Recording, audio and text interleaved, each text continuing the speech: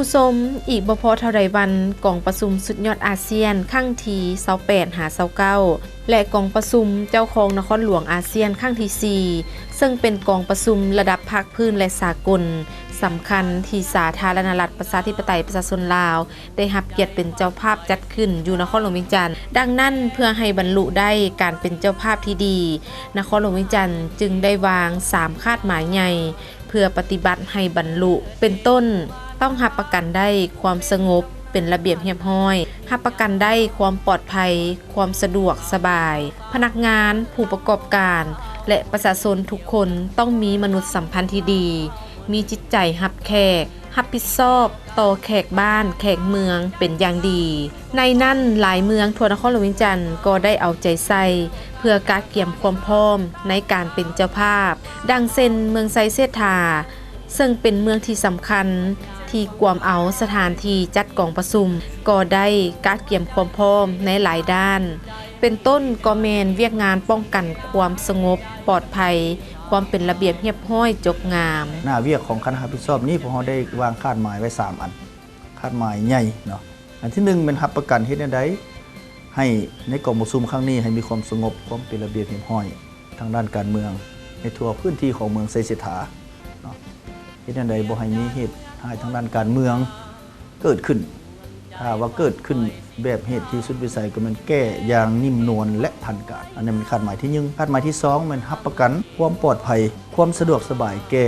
ทุกคณะผู้แทนและแขกเมืองเป็นอย่างดีและคาดหมายที่3เป็นพนักงานผู้ประกอบการและประชาชนทุกคนต้องมีมนุษยสัมพันธ์ที่ดีต่อแขกมีจิตใจรับแขกบ้านแขกเมืองเป็นอย่างดีและเพื่อบรรลุตามคาดหมายดังกล่าวข้างเทิงหันพวกเขาได้วาง5แผนเวียกอันที่1มันเกี่ยมพร้อมทางด้านแนวคิดจิตใจของประชาชนชาวเมืองไซเสถาอันนึงให้เข้าใจเกี่ยวกับว่าความหมายความสำคัญของกองประชุมครั้งนี้แผนเวียกที่2มันแผนเวียกป้องกันความสงบที่แนวใดว่าต้องได้ปลุกระดมประชาชนนี่และทุกภาคส่วนในสังคมเนาะให้ปฏิบัติพันธะป้องกันชาติป้องกันความสงบต้านและสกัดกั้นแก้ไขบรรดาปรากฏการณ์ย่อท้อรับประกันบ่ให้มีสิ่งบ่ดีเกิดขึ้นอย่างเด็ดขาดในระยะกาเกี่ยมหรือระยะดำเนินกองประชุมในนี้ได้เอาใจใส่1เป็นอย่างแก้ไขปรากฏการณ์ย่อท้อของนครหลวงที่ได้วางไว้อันนี้เป็นผ่านมาก็คือปัจจุบันแห้งสุ่มใส่ตัวอย่างว่าปัญหายาเสพติดอาชญากรรมปัญหาโจรกรรมอุบัติเหตุกุมแกล้งกวนเมืองและห้านบันเทิงกินดื่มบริการในเวียกป้องกันจุดที่1จุดที่2เมนยูแห้งขบวนการสกัดกั้นและปราบปรามยาเสพติดในทั่วเมืองอย่างจริงจังเนาะและขบวนดังกล่าวนี้พวกเราก็ได้ปลุกระดมทุนฮ้อนและการประกอบส่วนของสังคมเข้าในเวียกอันโดยเฉพาะกับผู้ที่ติดและบำบัดแต่สำคัญเป็นคุ้มครองเป้าหมายของที่ว่าติดยาเสพติดในเวียกที่3ในแผนเวียกที่2นี่มันเอาใจใส่คุ้มครองทุกคนที่มาพักเสาอยู่บ้านคุ้มครองโรงแรมบ้านพักและคุ้มครองคนต่างประเทศคุ้มครองผู้ที่มีอาวุธไว้ในครอบครองอันนั้นเป็นแผนเวียกที่2แผนเวียกป้องกันชาติป้องกันความสงบแผนเวียกที่3เป็นแผนประดับประดาอนามัยตัวเมืองนับทั้งสำนักงานองค์การศูนย์กลางและท้องถิ่นก็ต้องมีได้เฮ็ดร่วมกันเนาะเป็นต้นเป็นสถานที่สาธารณะบ่เงินศาลประชาชนให้สะอาดงามตาเนาะมีการตกแต่งทาสีเอาใจใส่ปัญหาสะอาดโดยเฉพาะตามศูนย์3ของนครหลวงมัน8สะอาดนั่นแหละเนาะได้เน้นพร้อมเดียวกันนั้นเมืองจันทบุรีก็ได้เอาใจใส่ปฏิบัติในหลายหน้าเวียกเพื่อการเกียมเป็นเจ้าภาพที่ดีเป็นต้นแมนเวียกงานป้องกันชาติป้องกันความสงบโดยได้มีการแต่งตั้งเวรยามตลอด24ชั่วโมงสำคัญยังได้เอาใจใส่เกี่ยวกับการอนามัยทำความสะอาดเพื่อเฮ็ดให้ตัวเมืองมีความสวยงามมีบรรยากาศที่ดีพร้อมนั้นยังได้มีการจัดสรรความเป็นระเบียบเรียบร้อยตามเส้นทางและสถานที่ลักๆเพื่อประดับประดาให้มีวิวทิวทัศน์ที่สวยงามน่าประทับใจดึงดูดแขกคนที่เข้ามาท่องเที่ยวเนาะเรื่องความสะอาดงามตานี่ก็ถือว่าเป็นหลักโดยเฉพาะแม่นพวกเฮาได้ดมพ่อแม่ประชาชนเอาใจใส่ในการอนามัยอยู่ในเส้นทางหลักๆของเมืองเฮาเนาะโดยเฉพาะแม่นเส้นทางฝั่งงุมเนาะเส้นทางเสถาธิราชเส้นทางลานสร้าง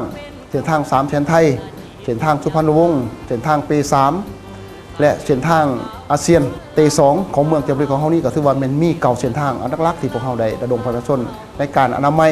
เก็บขี้เหงื่อขุดตะคองห้องน้ำต่างๆอะไรเนาะภายในเมืองเฮาพวกเฮาก็ได้เฮ็ดผ่านมาก็ได้ 2-3 ทีแล้วเนาะ ในการเริ่มขบวนการตัวนี้แม่นพวกเราเริ่มแต่วันที่1 เดือน 8เนาะที่พวกเราได้เริ่มจัดตั้งปฏิบัติหันมหประจำวันนี้ก็ถือว่าได้ดีพอสมควรเนาะแล้วอันที่3อันหลักๆที่พวกเราเฮ็ดนี้ก็ถือว่าแม่นเวียงงานจัดสรรกรมบ่เป็นเรียบร้อยอยู่ภายในเมืองของพวกเรานี่ก็ถือว่าแม่นพวกเราอิงใส่ถนนหลักๆเนาะถือว่าแม่นมีเก่าเส้นอันหลักๆของพวกเราคือข้าพเจ้าได้บอกผ่านมาหันอันที่เราเฮ็ดนี่แม่นพวกเราได้กล่าวเตือนปัญหาเรื่องกองหินกองทรายเนาะการติดป้ายโฆษณาต่างๆที่มันบ่ถูกต้องการขายเครื่องเปิดรถขายตามที่ทางต่างๆเนาะแม่นพวกเราได้เฮ็ดบทบันทึกเนาะเอาสั้นข้าพเจ้าในนามต่างหน้าเมืองจันทบุรีของพวกเราหันสหอดมหอดปัจจุบันนี้ถือว่าเมืองพวกเรานี้เตรียมพร้อมแล้วเนาะที่จะเป็นเจ้าภาพที่ดีเอาสั้นข้าพเจ้าเฮียงหอมมายังพ่อแม่ประชาชนชาวเมืองจันทบุรีเนาะจะต้องเอาใจใส่ในการเป็นเจ้าภาพที่ดีและอันสำคัญแม่นการรักษาเนาะวัฒนธรรมอีกข้อประเพณีสำคัญเนี่ยเป็นการนุ่งถือเนาะการต้อนรับแขกบ้านแขกเมืองหันกะยิ้มแย้มแจ่มใสเนาะอันนี้แม่นข้าพเจ้าได้เฮ็ดแล้วสั้นเฮียงหอมมายังพ่อแม่ประชาชนให้การโฮมใหม่โฮมมือที่ดีคือข้าพเจ้าบอกมาในบทต้นหันเนาะมานี้ข้าพเจ้าก็ขอแสดงความขอบอกขอบใจเนาะ สำหรับเมืองศรีโคตบองก็ได้มีการกาเกี่ยมความพร้อมในทุกด้านเป็นต้นก็แม่นเวียงงานป้องกันชาติป้องกันความสงบเวียงงานป้องกันซ้ายแดนตามลำแม่น้ำโขงเนื่องจากมีจุดรอแหลมสำคัญและมีซ้ายแดนติดโจทย์กับประเทศเพื่อนบ้านซึ่งต้องได้เอาใจใส่เฝ้าระวังเป็นอย่างดีพร้อมนั้นก็ยังได้เอาใจใส่เวียงงานปิ่นอ้อมก็คือการรักษาความสะอาดการประดับประดาอนามัยตัวเมืองและการบริการของผู้ประกอบการและประชาชนต่างๆเพื่อเป็นเจ้าภาพที่ดีในการต้อนรับแขกคนอย่างงานป้องกันชาติป้องกันความสงบนี้ถือว่าพวกเราได้กักเกี่ยมบรรดากำลัง